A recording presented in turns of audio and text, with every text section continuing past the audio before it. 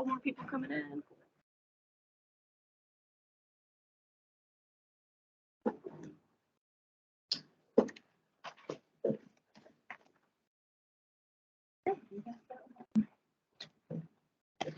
Well, welcome everybody. Thank you for having me.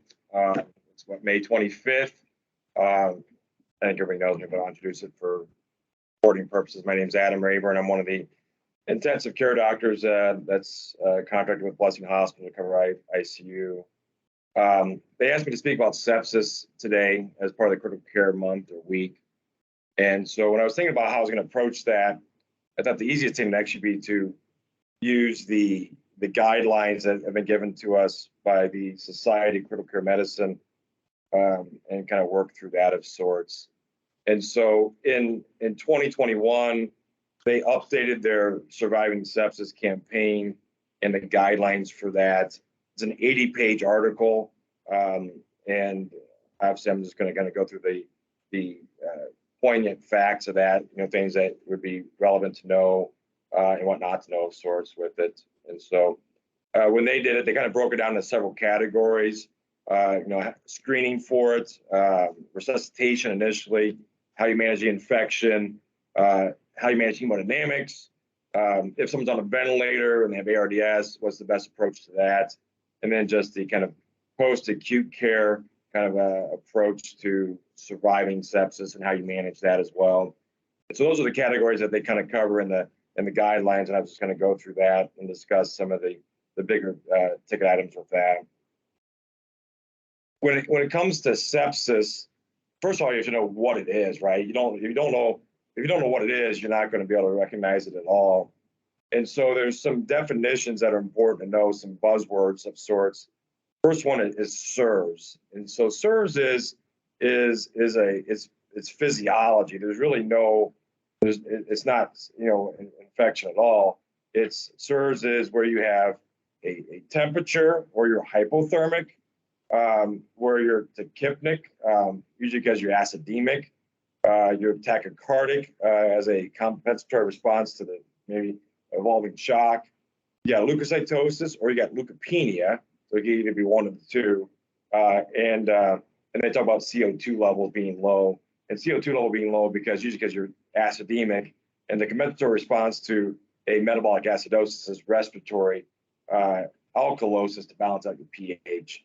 And so SIRS is not infection. Those are just its physiology. It could be infection. It could be pancreatitis.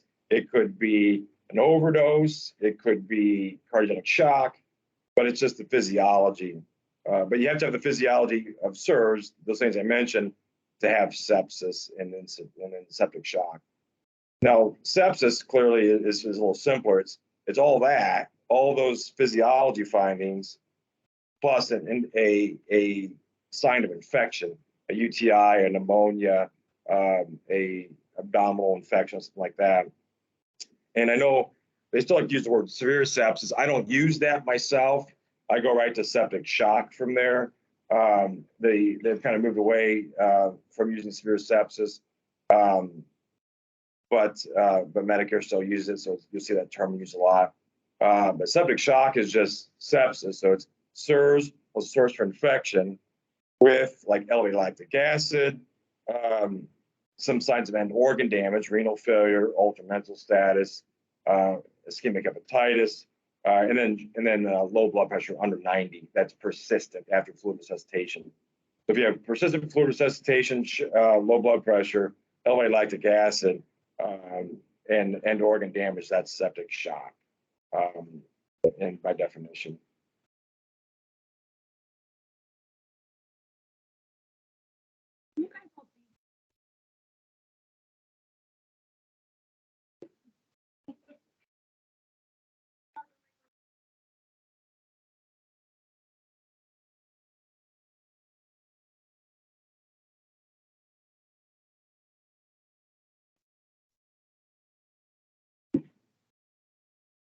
Can you see Dr. Reyburn?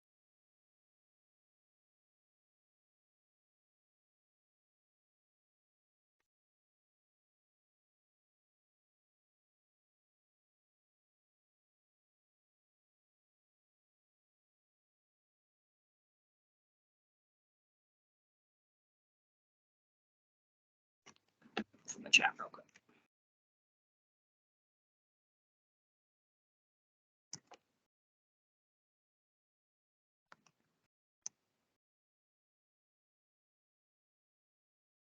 Yes.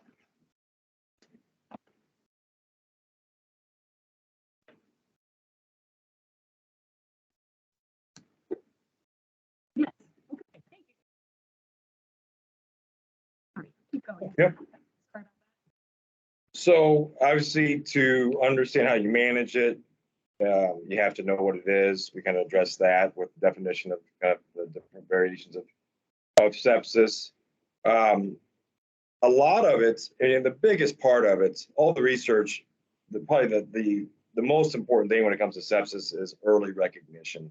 All the crap that we've done over years with different treatments, you know, the vitamin C's and everything that we've tried to do, it all goes down to you save lives by recognizing it earlier rather than later. And that's, you know, involves screening tools. There's a lot of different screening tools. You know, one that's used, you know, kind of more globally is the SOFA score, the Q SOFA score. We have that. What's the thing that we use here that, what? Patchy would be kind of, that's more for trauma, but can be used for it. And what's the thing that we have in-house that we use, the Rothman, right? You guys still use that? The Rothman index.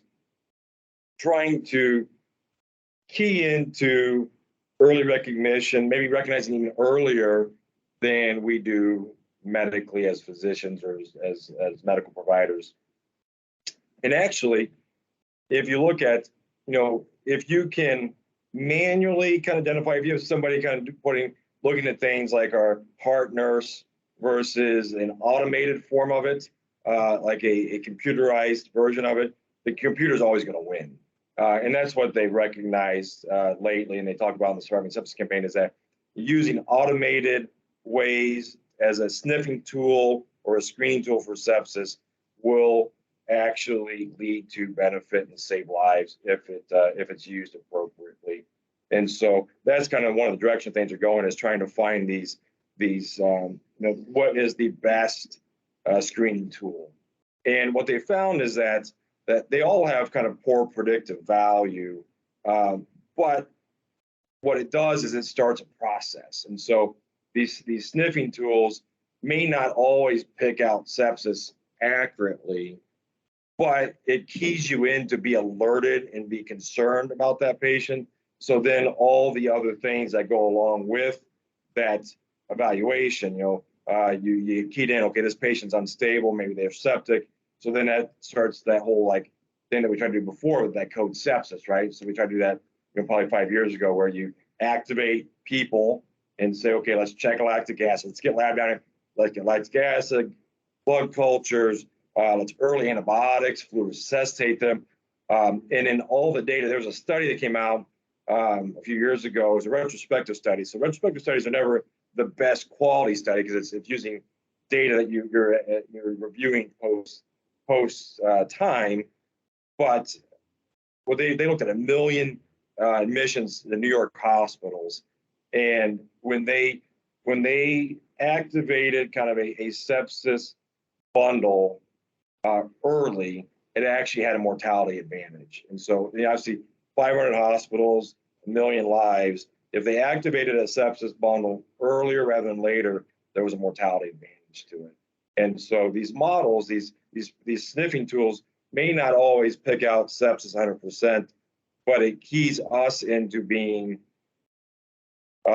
alerted and being more focused on that person specifically, and then that's obviously going to improve outcomes. And so that's really the whole part of the screening stuff. And that's actually what we've been doing now for probably a decade of sorts with that, you know, the sepsis committee that meets is trying to find ways to identify people early, kind of institutionalized, organized approach to checking lactic acids, getting early antibiotics, prompting the ER to recognize it early. I don't know, I haven't really been involved in that since I'm not the director anymore, but I assume that we're seeing a survival advantage, and Laura will be able to tell you guys more about that probably some other time. And the next category, the next bullet point when it came to the Surviving Sepsis campaign after the recognition and early recognition of it was the resuscitation. And we've always, I think it's pretty consistent. We've always used, there's two options when you resuscitate somebody. There's crystalloids and there's colloids. Crystalloids are going to be normal saline, lactated ringers, be primarily two options. And then there is colloids, which would be like albumin, starches, blood of sorts if they're anemic. And it's pretty much not really debatable that the recommendation is you resuscitate with crystalloids. Now, which one do you use? The evidence, when a couple of years ago, a decade ago, we always used normal saline. And so that's what's always been used. The evidence for it is not strong, but the position statement from Society of Critical Medicine is that you use more lactated ringers for resuscitation nowadays. And the reason behind that is it's more like isoelectric. Normal saline, when you give aggressive fluid resuscitation, 3 or 4 liters, it's a very acidemic solution. And so you start creating another acidosis and non-GAP metabolic acidosis from resuscitation. And when you're already acidemic and in shock, adding more acidosis to the equation can be problematic. So they really like these more balanced electrolyte solutions like lactated ringers for resuscitation. And I think we've kind of moved towards that, largely as well. The evidence to support lactated ringers, they don't have a lot of evidence for it, but that's the position statement. So a lot of the stuff, if you read the Surviving Sepsis campaign, there's not a lot of strong evidence for a lot of stuff we're doing, but they have all the gurus in the world saying this is what we do, this is what we think is the best practice of sorts. One thing that has very strong evidence to it is actually what do you resuscitate to? And what you're shooting for is a mean arterial pressure of 65. And so a lot of data looking at that specifically, they've looked at, 60, 65, higher than that, like 70, 75. And the best, point for perfusion seems to be about 65 millimeters of mercury per mean arterial pressure. So that's kind of why do we look for that number? And that actually has a lot of evidence, both on prospective trials and retrospective trials, showing that that's what you should shoot for. You don't have to go over that. Going over that may be problematic. Going under that may lead to more end organ damage. And so mean arterial pressure of 65 is kind of that shooting point. When we look at resuscitation, like how do you evaluate resuscitation? And, historically, when I was in training, everybody got a central line. And it wasn't necessarily because you may have to run pressures to that and you're worried about, peripheral access causing damage to the skin. It was mainly so you could measure the subcutaneous pressure. And even when I first came here, we would measure CVPs off of the right IJ. And the body of evidence is suggesting that that's not a very good resuscitation marker. And these static numbers really don't provide you much benefit. And so again, the evidence isn't very strong to support it, but the body evidence is increasing to use more dynamic ways to measure resuscitation. And I think we've done that pretty well here. It's been around for a long time, which was a straight leg raise.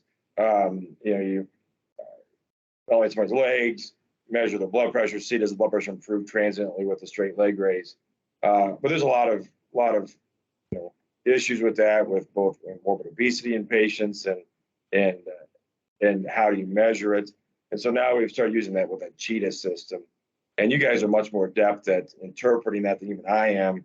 But that is a dynamic way to real-time measure fluid resuscitation, kind of using that straight leg raise physiology to see are they fluid responsive or not. And they really do recommend using that type of data collection to look at fluid resuscitation versus those dynamic measures like just blood pressure itself or CVP monitoring. So that's one thing that's probably changed in the last 10 years. Again, the evidence to support it in the medical in the medical record or in the medical literature is pretty weak, but it's best practice nowadays, I think. Once you've fluid resuscitated folks, the next kind of bullet point that Surviving Sepsis Campaign addressed was how do you manage the infection? And this, seems pretty easy. Again, the evidence, if you look at the recommendation, the strength and quality of the evidence, they're all still pretty weak. The data just isn't out there in the medical science. But again, a lot of things are all based off best practice. And what makes absolute sense is give antibiotics as quick as you can, right? So if you have a source of infection, it's creating inflammation, it's setting off a cascade of destruction and end organ damage to the body. You got to try and shut down the generator for that inflammation, which is the infection. And so early antibiotics are key. And so broad antibiotics, targeting the source for infection, knowing where the patient's coming from. If they're coming from the community, they have a UTI, yeah, probably Herceptin is going to be appropriate for them based off of risk. But if they have had healthcare exposures, if you have prior clinical data supporting different diagnoses for infection, mining the microbiology you have at hand to broadly cover all causes of infection is the key thing. And that may be vancomycin for MRSA infections. Now, we've used that historically pretty a lot. And now they're actually saying, try and find ways to, if they need it, based on prior culture data or evidence that they, do an MRSA swab, if they're MRSA positive, yeah, use vancomycin, but don't try and overuse it. So I think you've seen that here with our antibiotic stewardship folks and the pharmacy folks, is I constantly get called, the MRSA swab's negative, can we stop vancomycin? You have a lot of people who are trying to, as rapidly as we start antibiotics, trying to rapidly de-escalate antibiotics as well. And so that is one of the big position changes in the Surviving Sepsis campaign from the last update to now is obviously aggressive antibiotics in an hour's time, which in an hour's time is going to be largely in the ER, but also once you either found a different diagnosis like cardiogenic shock or pancreatitis, or whatever it may be, overdose, get rid of antibiotics if they don't need to be on it. And that's kind of the value of the multidisciplinary rounds, having pharmacy involved, is that, we're not always, you're not going to always remember everything, but you have that pharmacist there whose sole job is to look at the antibiotics. How can we de-escalate these? Do we need to advance them because we have new culture data to support changing the antibiotics around? And so that is kind of a more best practice kind of statement they have. Working with, the other thing too, which we do here, is working with pharmacy on appropriate dosing of antibiotics. A lot of antibiotics, they're either bacteriostatic or bactericidal, and so they kill better at higher doses or more frequent dosing. And so with people with renal failure and how do you dose them, it's really best to have our pharmacy colleagues involved actively help manage the antibiotic dosing. Trying to have a good level of antibiotic for the longest period of time in the bloodstream is also one of the other position changes that they've had, is working with pharmacy more aggressively than we have in the past. They talked about source control, which I think is probably the most important thing. If you have somebody who is septic shock, and you don't have their source controlled, they won't get better. And so it's actively looking for where's the infection at. And sometimes it can be a challenge. You have to kind of keep an open mind. I see it very frequently that we probably don't think broadly enough in the world of like UTIs. We have a lot of folks come in with a bladder infection and they're in shock. I would tell you that most time bladder infections don't cause shock. Simple bladder infection will cause symptoms, confusion, altered mental status in the elderly, but you're not going to get a shock state from a UTI typically. So if you see somebody that's diagnosed with UTI and they're unstable or they're hypotensive, or shocky, I think you have to look for other sources for the infection, like hydronephrosis, obstructing stone, and a CT scan of the abdomen and pelvis without contrast. There's no harm to that. You're not going to, the radiation they get from that's not anything substantial enough to cause harm. And if they have an obstructing stone causing a reservoir for infection, that stone needs to be removed or moved to relieve the obstruction. And so again, source control is the key thing. So as you guys are on the floor in the ICU, and you have somebody who is shocking, and we're saying it's a UTI causing it, push to maybe look a little deeper, and you'll find a stone probably about 30% of the time or more causing that infection. So early antibiotics, the infectious disease recommendations. They recommend, the best practice statement for infection says we recommend early antibiotics, discontinuation if an alternative cause is known. That's the best practice statement for Society of Medicine. Strong evidence for early antibiotics based on the data, and under 1 hour is the goal. And then discontinuation when you have alternative sources, or you can de-escalate. That's really the only strong evidence for an infection. Otherwise, everything else is all weak recommendations. They kind of addressed on fungal coverage, because now we're starting seeing people with fungemias more, and they just say kind of keep that on your radar. Be mindful if they have a source for infection that could lead to fungemias. They're chronic indwelling catheters, GI infections, perforated viscus. Think about expanding that fungal coverage. But again, the evidence to support that is still pretty weak, because it's based on the data and in the medical literature you have. And the other thing they talked about was removing accesses, which I think we're getting better with as well. If you don't need a central line, get rid of it before they leave the ICU. Make sure you have good peripheral access. And if you have somebody that comes in the ICU with central access, again, it's source control in my mind. If this could be infected, if they have a port that could be infected, get rid of that port if possible, and look for source of infection there. So that kind of covers the infection part. So we so far kind of talked about screening, where we, the sniffing tools, try to recognize things early, generating the blood cultures, the lactic acid, generating the concern, the aggressive care for folks who might have sepsis, resuscitation, where we're saying 30 milliliters per kilogram of ideal body weight of fluid, preferably lactated ringers, maintaining a MAP over 65. And then infection, the recommendation is just early broad spectrum antibiotics with planning for de-escalation as soon as possible. So that's kind of those aspects of things. Then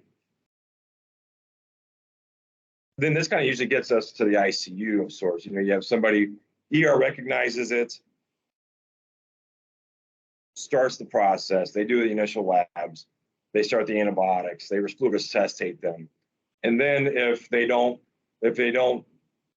recover quickly, they come up to the ICU.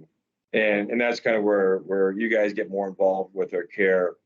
And so that's going to be more like now you're in shock and persistent shock. And how do you manage that? What pressures to use? And, oddly enough, this is one of the, there's very few evidence. You look at this stuff, the quality of evidence is pretty weak on everything, like I said before. There's a few areas where it's been undefiable, strong evidence for some time. And that is, if you have somebody who's been fluid resuscitated appropriately and they're still in shock, you're going to add vasoactive drugs. Makes sense. Help improve the filling pressures and the perfusion. And really, it's undeniable what one you use. It's norepinephrine. That's been studied and studied compared to norepinephrine versus dopamine, norepinephrine versus vasopressin, and it's norepinephrine first. And so Levophed is his first option. If someone isn't, if they don't get out of their shock state with norepinephrine, then the evidence is weak to what to use next. It's really kind of your best judgment. And I think typically we would go probably to vasopressin as a second option. The evidence for that is weaker, but it's I think it's best practice that we do that. Vasopressin is actually the best vasopressor to use in somebody who's acidemic. And so if I have somebody who comes in, pH is high 6s or low 7s, and they're in shock, I'll quickly add that on as an adjunct because the way it works much more effectively in an acidemic environment than even norepinephrine will.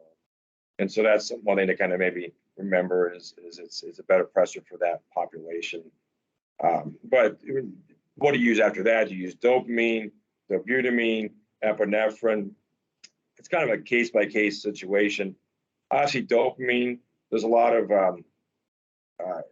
tachyarrhythmias with that. So you see a lot of either sinus tach or AFib when you use dopamine, which may be right for the cardiovascular ICU. If you have somebody who comes in a complete heart block and they're mildly hypoperfused, get the heart rate a little bit better with some dopamine, and that may be the best option. But in the world of sepsis, it's definitely norepinephrine is your first line agent to use. And the evidence behind that is pretty good. When do you use like albumin? The albumin, I'll use it when I have somebody who fluid resuscitated with crystalloids. They're on some norepinephrine, or maybe it's like 3 mics or 5 mics, and they look pretty well perfused. And I'm like, how can I get them off that last little bit of norepinephrine? Then I'll throw some colloid onto that, some albumin. Or if they're anemic, and it's appropriate to give them a unit of blood. And usually that volume expansion with those colloids or packed red cells will get you off that last dose of norepinephrine. And so that's kind of the purpose of colloids of sorts. When I was in the next area they addressed was actually ventilation. So ventilation, we don't have a lot of people who have septic shock who end up on a ventilator. I mean, that's a subset of people, but we do have that, at times, particularly if they're pneumonia or they're so acidemic that they're tachypnic, and you got to control the ventilation a little bit, or they come out of the surgery for a surgical sepsis type situation. And probably the one area of like almost irrefutable evidence is how do you oxygenate and ventilate somebody who's got ARDS and sepsis. The pendulum swings in critical care medicine all the time of what we do. We do this now. Oh, new study comes out. Oh, now we're doing that. So now we're back to this. And so it's always kind of going back and forth. But the one area that it's really been unchanged in the last 20 years is how do you approach mechanical ventilation in people with ARDS and sepsis. And that is that low tidal volume strategy for ventilation. So that's 6 milliliters per kilogram of idle body weight ventilation. And so I think we're pretty good with that. A lot of times you kind of just eyeball and you think, oh, they look like this big. I've always kind of thought if we could work with the respiratory therapy service and actually have a card attached to the ventilators where you have, male, female, body weight, and this is the tidal volume you should have. We might be a little bit more accurate with it. Right now, if I want to figure out, how I do it, I have to go on. I do a calculator online. Tidal volume calculator, I have to figure it out. But that'd be one kind of maybe process for me to actually have a laminated card on the ventilators to kind of say, okay, this is how tall they are. This is what we should do, because that is as strong evidence. Never been. It's been challenged and it's never been refuted that low tidal volume strategy for ventilation is key to survival for people with respiratory failure, ARDS, and shock.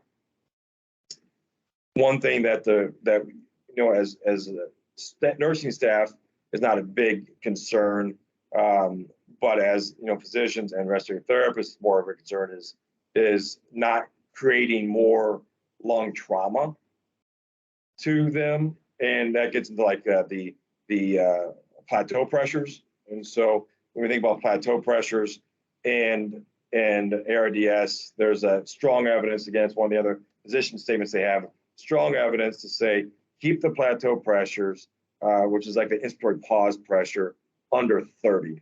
You start going over 30, now you're going to be creating a lot of barotrauma, volume trauma to lungs, and actually what you're going to do is you're going to create more pulmonary edema, because you're creating more fractures of the alveoli and those membranes, which is going to lead to more oozing of just lung water into the lungs to make them more hypoxic.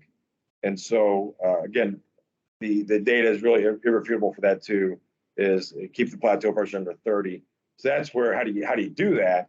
Well, that gets into permissive hypercapnia. You'll let them be a little acidemic, so you don't try and dial the tidal volume too much, and looking at that. So when you look at minute ventilation, how do you manage minute ventilation? It's respiratory rate and tidal volume.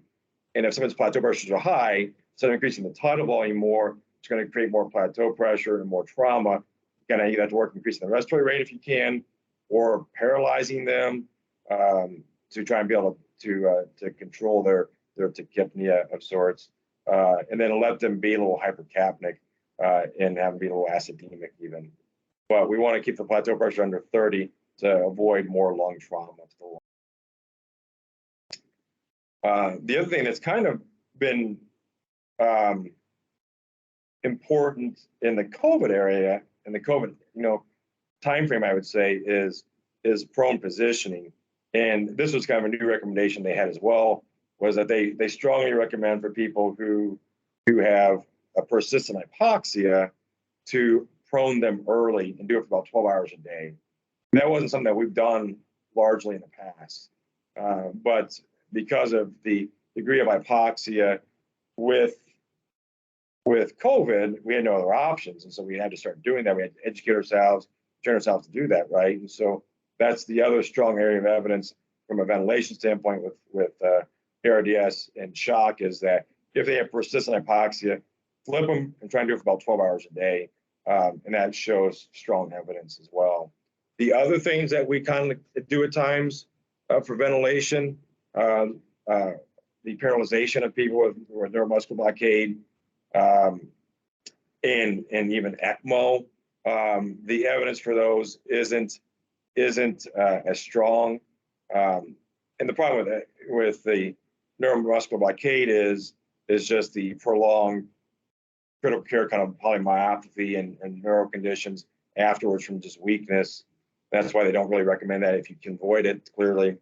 And then with ECMO, it's probably because it's still in infancy. I think that ECMO does have value, but you got to be pretty educated on how to use it. And we're just in our infancy with that, obviously here, but also just in North American medicine in general. And so I think, probably we're still at a point in time where for ECMO to be considered, you really need to be in a center where that's done routinely. And you have the staff who are fully trained in managing it. But the evidence to use ECMO for hypoxia is low. And what is strong, as I mentioned before, is the low tidal volume strategy for ventilation, the plateau pressure under 30, and the prone positioning are definitely the strongest evidence to do.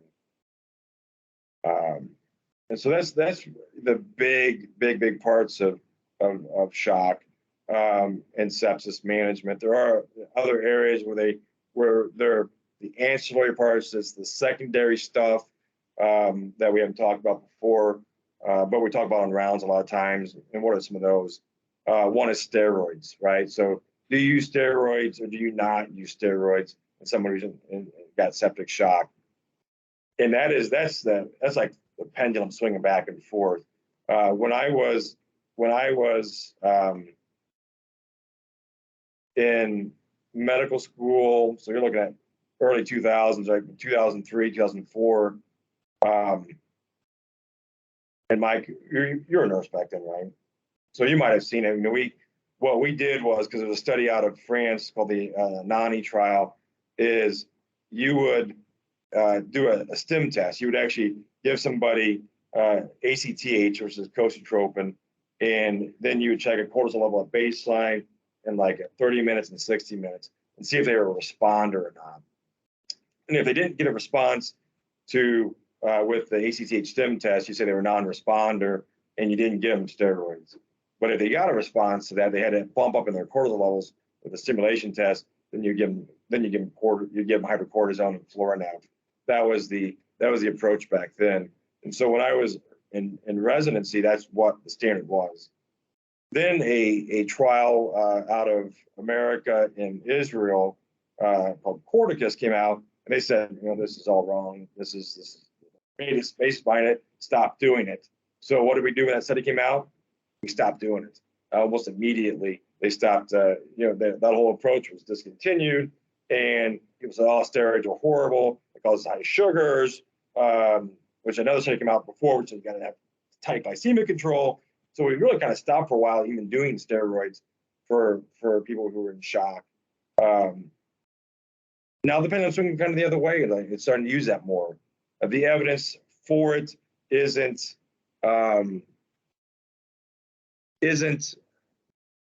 real strong, but their position statement is that they kind of changed it. Before it was, I'll read it to you. It says, we suggest against using IV hydrocortisone to treat septic shock patients if adequate fluid resuscitation and vasopressor therapy is able to restore hemodynamic stability.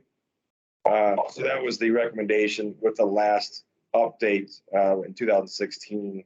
Now their position is for adults with septic shock and ongoing requirement of vasoactive drugs, we suggest using IV corticosteroids. So they kind of shift a little bit, but key is that vasopressor requirement. If you don't need vasopressors or the dose is low, you probably don't need to use them. But if you're getting to the point in time where they're still in persistent shock, they're requiring high doses of norepinephrine, now you're adding vasopressin, it probably isn't a bad thing to add hydrocortisone.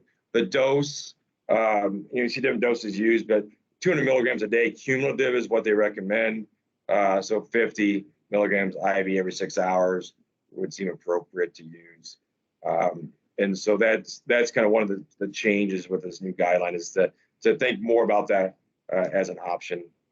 And so the hydrocortisone is a good thing to do. And clearly, we have our population of people, a lot of times they come in on steroids, right? So these people have rheumatoid arthritis, they have immune deficiencies, maybe they're on steroids because of their cancer. And so those people, they're not really addressed here. Those people probably just need it because they're going to be adrenally insufficient because they have chronic steroid use as it is. And that's where kind of knowing your medication list is kind of key. Because if we don't have the medication list from the patient to know they're on steroids, now you have somebody who's persistently hypotensive, doing steroids is probably even more valuable. So knowing what they take at home is key with that. One of the other kind of ancillary things is blood transfusions. And so, physicians historically were pretty freaking dumb, in my opinion. And I'd probably be in that camp as well. But we tried to make numbers look good. We always tried to make the numbers, the pH be normal. Well, maybe that's not always the right thing to do. And with blood, same way, you think, well, you got more blood, the better you are. But blood I look at it as a medication. It's got side effects. It has transfusion reactions. You have the trolley, the acute lung injury from the kind of some autoantibodies they may have. You have volume overload. That's what they call TACO. And so, you have to look at blood and say, do they really need it or not? And most of the time, the answer is probably yes. If you're thinking, well, they probably need blood, it's probably yes, they need it. But there's a lot of data, and it all came out of Canada, really, suggesting that, what's the optimal hemoglobin for somebody who's in shock? And the data really says 7. Hemoglobin of 7 is probably the most somebody really needs. Now, 6.8, 7.4 is a big difference there. If I have somebody with hemoglobin of 7.4 and they're in shock, I'll probably give them a unit of blood. But they don't need to be 10. Historically, we would shoot for numbers of 10s or more, and the evidence doesn't really support that. Now, in the world of cardiovascular ICU, where maybe someone's having an active MI or they're post-operatively, the data may say, this transfusion is a little higher threshold, but from a medical standpoint, people in septic shock, a more what we call restrictive blood transfusion threshold of trying to keep hemoglobin around 7 is probably more practical. And you see that now because of the shortage of blood from the American Red Cross, is that we're more adherent to that, where we never were in the past. And so we're now practicing more of the science of medicine when we use that 7 number as a threshold to transfuse. And that's got very strong evidence, a lot of data, multiple studies saying that's the number you should shoot for. A couple areas that also have strong evidence and strong recommendations to do. One is DVT prevention. And so making sure that you're addressing DVT prevention and prophylaxis in this population. Obviously, everybody should be on compression devices, ALPs or SCDs, but unless there's a major contraindication, they should be on a heparin type product. And the recommendation comparing like low molecular heparin to unfractionated heparin is that you use Lovenox. And so the recommendation is Lovenox, strong evidence, even compared to unfractionated heparin, unless there's a reason not to use Lovenox as renal dysfunction or whatever.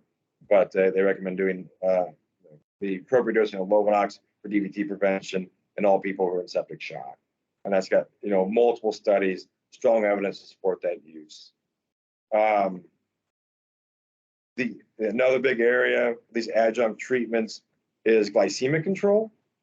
So, and this is kind of where the pendulum swung as well. When I was in residency, there was a trial that came out of like the Netherlands or Belgium called the Vandenberg trial, and they said tight glycemic control was critical. 80 to 100, 80 to 110. If you kept your sugars in that range in the ICU, that led to survival advantage. So then we started doing that, right? So to be able to do that, then everybody had to have an ART line. So everybody got an arterial line, and they would get every hour blood sugars, try and maintain it between 80 and 110. They were all on insulin drips. We did that for about half a decade. And then a trial out of America, a joint trial out of America and Australia, saying that actually was leading to more death. There was a higher mortality by doing that because of hypoglycemia. You were having a lot of people having hypoglycemic spells, seizures, and it was increasing morbidity and mortality. So they kind of pendulum swing a little bit a different direction, saying, well, we don't want 250, 300 sugars because that has problems. But you don't need this tight, super tight glycemic control of 80 to 110. And so now the evidence is for that is try and keep a sugar. Don't get too concerned about your glycemic control until it starts going to like 180. So over 180, low 200s, maybe we need to start looking into getting a little better glycemic control. They don't really recommend like how to do it. You don't necessarily need to be on insulin drip if you're 190.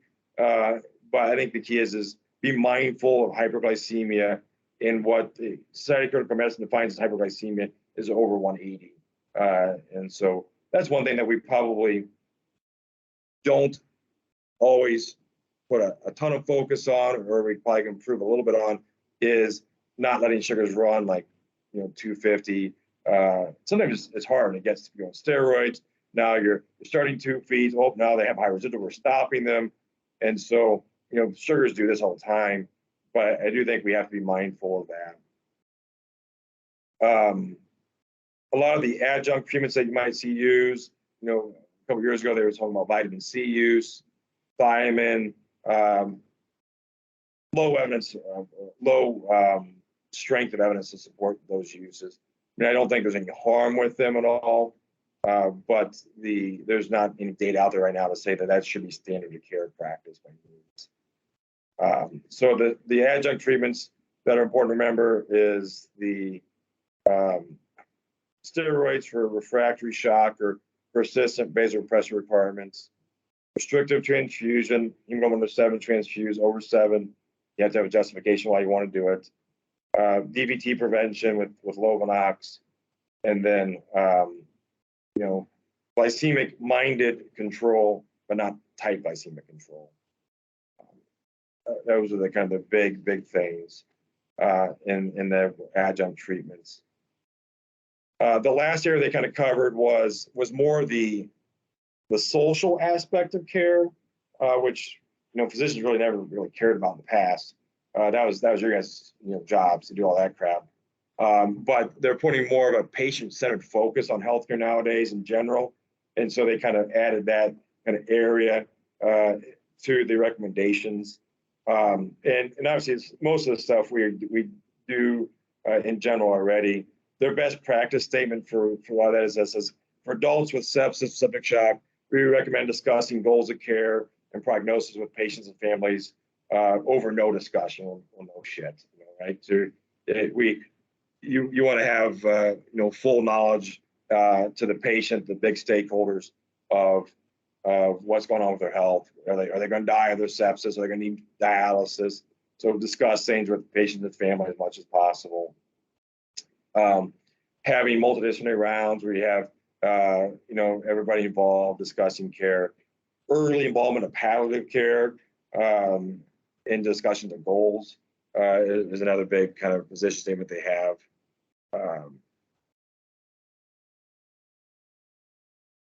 And then early ambulation, kind of key. And so that's kind of a new area they have, just going to be more patient-centered with the practice of medicine. But there's not a lot of data out to support that. It's more kind of heartstrings being pulled into why you do that. The data doesn't really. They do all the medical data mining, looking at literature. It doesn't lead to better outcomes, but it's just kind of the right thing to do. So that's kind of the best practice statement from Society of Critical Care Medicine to be involved with the family in discussions. That's kind of the big things, the big updates with the Surviving Sepsis campaign. Again, 80-page document. I just kind of reviewed the big things, the big changes with you guys. I don't know if anybody has any questions with regards to that or not. But none of us knew. None of us were shattering stuff.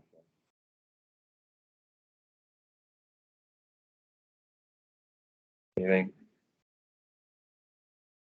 So I think we do a pretty good job about doing it already here at Blessing. I mean, they've kind of built an infrastructure up to try and do it, but even you can even see in our cases, even when you have all the systems in place to do it, sometimes it's just you can't always identify it as quickly as you like to, and then you kind of feel bad. Oh crap! That was that, but it just happens. You can't.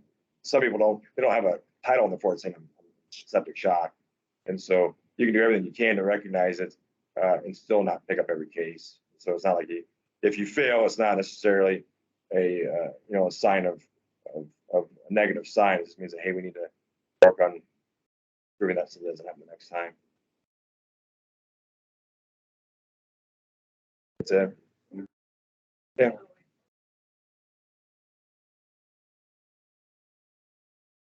Well, I think the most important thing is, and again, it's the same thing that goes into the screening part, is early recognition, boots on the ground. So if there's a thought of it, engage the right people to evaluate them and say, yes, this is, or no, it's not. And that's really, now that we have this role, the heart nurse, I know they're not always available, but almost before, at 2 o'clock in the morning, before I'm contacted about somebody who's unstable or hypotensive, it almost should be a phone call to the ICU to whoever the charge is there, whoever the heart nurse says, hey, can you look at this patient? Because now you have somebody who's boots on the ground to engage, to evaluate the patient, say, yeah, I'm concerned. Let's get blood culture, lactic acid. Have they gotten antibiotics? Have we assessed their fluid responsiveness yet? That's the key thing. Most of the time when we have these folks who are, because our biggest weakness is recognition of shock and sepsis on people who are already admitted. The ER is a little easier there because they're seeing them for the first time. They're doing an initial assessment. it's easy to recognize it there. When they're on the floor, sometimes, and they got heart failure and they got renal failure, and their pressures may run like 94 on a good day, it's sometimes always hard to necessarily get us committed to being aggressive, it seems like. But I would say, if you ever have a concern, is don't keep things pent up inside you. Share that concern and pass it on either to the leadership on the floor and the PCU, or reach out to the heart nurse, say, hey, I'm concerned about this patient being septic, they're evolving into maybe shock, the blood pressure's low, but they're also confused, they're not having good urine outputs, and those other things are leading us to, yeah, this patient's sick. Sometimes the number, when you call me up and say the number, I don't get as alarmed with that as I would do if you say, gosh, the patient is, their blood pressure's 80, 86. Now they got their enalapril 2 hours ago, but they're just more confused, and the urine output's low. Now all those things, that's telling me they're not perfusing well. I need to be aggressive with them. So those little extras, little tidbits, more than just an absolute number, is kind of key. But I would say just engage the leadership, and so there's somebody else that will look at it. You guys are busy, you have other patients, and so try and just rally the troops, so to speak. And nowadays with the use of vasoactive drugs on PCU, it's a little easier, because now you can keep them there and not have to upgrade them to ICU status. I think there's always, and there's always hesitancy from like a hospitalist standpoint, even myself, when somebody's on the floor, to move to the ICU, which is probably inappropriate, particularly with all the resources we have nowadays with mid-levels and the kind of the advanced practice nursing staff, to keep somebody who may be unstable on that floor just because you're afraid to send them to the ICU. I think if there's ever a concern or ever a question, you probably should be in the ICU if you're uncomfortable taking care of them on the floor units. So.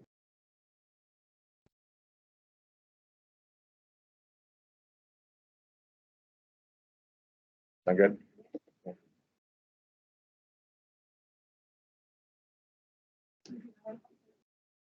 Yeah.